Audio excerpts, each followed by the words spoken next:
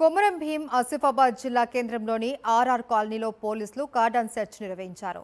జిల్లా ఎస్పీ శ్రీనివాసరావు ఆదేశాల మేరకు సీఐ బుద్దె రవీందర్ ఆధ్వర్యంలో 60 మంది పోలీసులతో కలిసి కార్డన్ సెర్చ్ నిర్వహించారు. సరైన పత్రాలు లేని 82 బైకులు, 4 ఆటోలు, 1 కారును స్వాధీనం చేసుకున్నారు.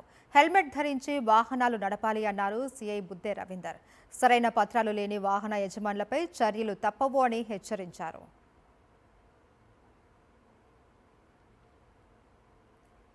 కొమరం భీం ఆసిఫాబాద్ జిల్లా కేంద్రంలోని ఆర్ఆర్ కాలనీలో పోలీసులు కార్డన్ సెర్చ్ నిర్వహించారు.